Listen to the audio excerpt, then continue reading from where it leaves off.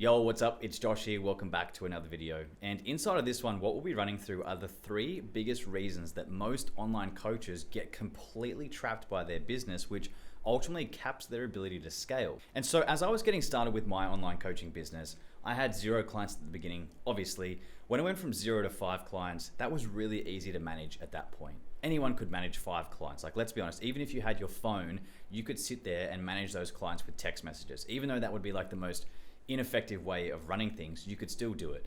And then I scaled from 5 to 10, 10 to 20. And when I got from 20 to 30, that's when things started to get really busy. I was struggling to keep up with the delivery and fulfillment, and things just got really hectic. So in this video, I wanted to share with you the 3 biggest problems that I ran into and what I see most other online coaches running into as well, and how to overcome those so you can start to scale your business with ease. Once I solved all 3 of these problems in the Bikini Body project, which was my old online fitness coaching business, I was able to run that entire business in around 4 to 5 hours per day. At the most, the client base was at 97 and I had no team. I mean, I'm lying. I had a virtual assistant, but I wouldn't really count that as like a team member because she was just like doing some numbers and stuff like that in the background. So if you think about it, 97 clients in roughly 4 to 5 hours per day. That's pretty crazy from a delivery standpoint. So let's dive into those 3 problems and I'll walk you through how we can actually solve them. So the first problem that most online coaches run into is they lack systems and processes. And I know that's like super boring to hear, but here's the thing. It's all good and well to have like 1,000,001 different things all over the place and your computer's a mess and you do everything manually. But even though some of those tasks may only take you 2, 3, 5, 10 minutes max to do, and you don't really need a system because all the systems are up here, or you don't necessarily need a process because heck, why bother trying to build that when you already know what to do? But here's the thing, when you don't have systems in place, there is no systematic procedure for a task to get done in. So if you were to ever bring a team member in, how the hell are they gonna know what to do? So the first step you need to do is actually implement systems and then obviously processes as well. When you niche down in your online coaching business, which you'll see that I talk about sort of all of the time, it makes the delivery systems and processes side of things extremely easy. Why is that? Well, think about it. If you just have sort of one niche that you're working in, which is basically helping one person solve one problem, it's so easy to create systems and processes because you're just literally helping one person with one thing, and then all you're doing is then scaling that at size. So if you have, say, one type of client coming in, like let's use the example of the Bikini Body project, that was women who wanted to build a bikini body that kind of looked like a bikini competitor's physique, but without the competition prep. So those women coming into the program, even though they were all different heights and weights, for the majority of them, and kind of like as a blanket, sort of as a whole, you could pretty much just copy and paste the system that I used on every single one of those clients. So from like a program standpoint and system standpoint and processes standpoint, everything becomes super streamlined at that point, which is gonna shave tons of hours off your delivery. So the first thing you should look at doing is actually implementing systems and processes in your business. And yes, it's going to take a little bit of extra effort and a little bit of extra time to build these things out.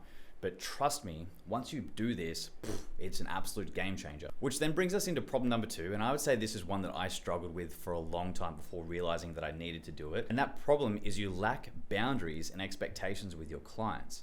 If you don't have any boundaries whatsoever, and you don't have any expectations on what's expected from you and what's expected from your client, then expect your clients to literally just walk all over you until you decide to put your foot down. So think about this for a moment. If you don't have any boundaries whatsoever, you are going to be texting your clients all the time. Why? Well, think about it. Your clients don't know when they should and should not be messaging you. So if you're the kind of coach that's like, yeah, I offer 24/7 support, my friend, do you think you're really going to be responding at 1 a.m. on Monday night? Probably not. Are you going to be responding at 1 a.m. on Friday night? Absolutely not. What about like Christmas Day when you're sitting down with your family having lunch or dinner or whatever you're doing on Christmas Day? Do you think you're going to be responding then? Absolutely not. So it's actually like a disservice to offer 24/7 support. But what I'm trying to get at here is if you don't have any boundaries on when your clients can message you and when they can't message you, then basically expect to always be responding to text messages. And here's the thing, if you don't have any boundaries, well look, what if the off chance that you are out and about busy and you don't get that split second to respond to your client, and then the rest of the day goes by and they don't get a response when they usually do, what do you think is gonna happen when they don't get that response?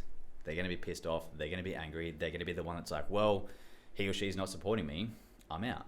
But if you had the boundary in place at the beginning, heck, how much easier it is to follow with that. It's the same thing with like questions. Like if your clients are just pounding you in the inbox with questions, set up some sort of system or process or expectation of how questions should be asked.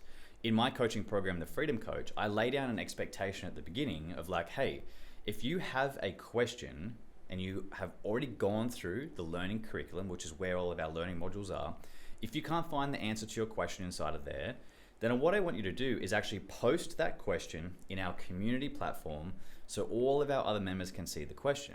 Now what I'm doing is I'm getting them to post into a group. Someone else may already have the answer to that, which saves me needing to do it.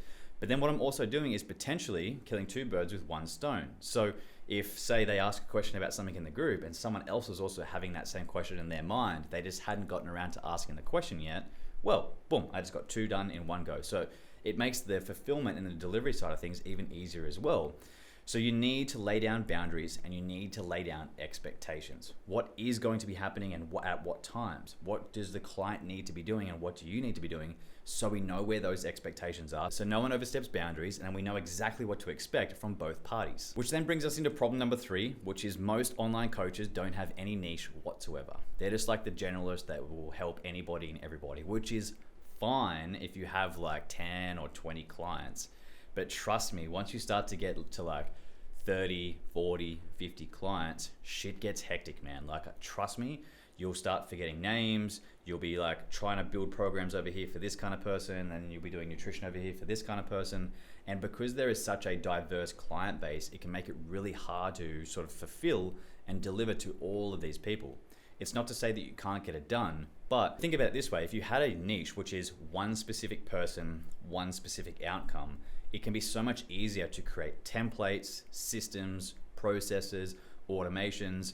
When you have a community setting, the coaching side of things or the teaching side of things can become streamlined because it's literally just like education modules that you could create. Or instead of like, a huge thing I see a lot of online coaches doing is they sit behind their laptops, doing their like online check-ins and their little Loom videos and stuff. And they sit there for 30 or 40 minutes on every single client every week. If you have, let's say 20 clients and you spend 30 minutes on each one, you do the numbers on that, and that's a shitload of time that you're then spending potentially coaching people in Loom videos.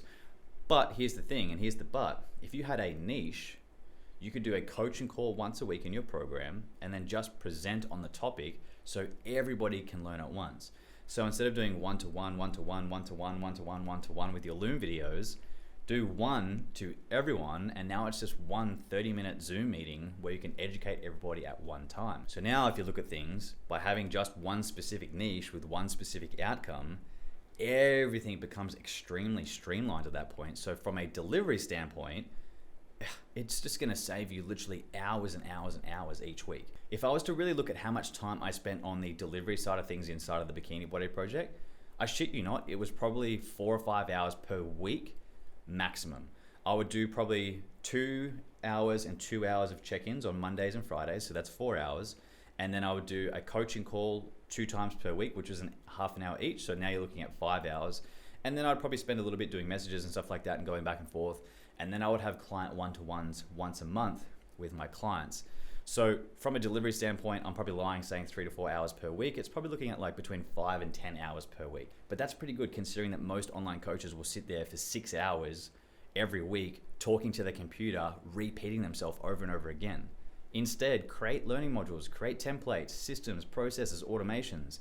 So now you can see with problem number 3, if you don't have this niche in place, well, heck, you're not an online coach that can open your laptop from Bali or live the entrepreneurial nomad life.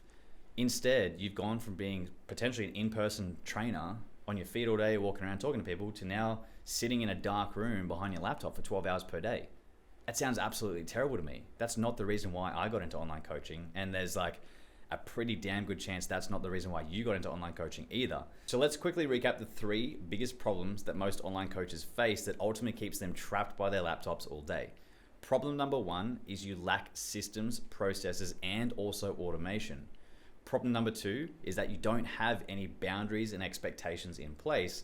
And then problem number 3 is that you lack clarity on what your niche is. But trust me on this, if you want to save a lot of time in your business, fix all three of those problems in your online coaching business, I can guarantee you that the delivery side of things will become so much easier.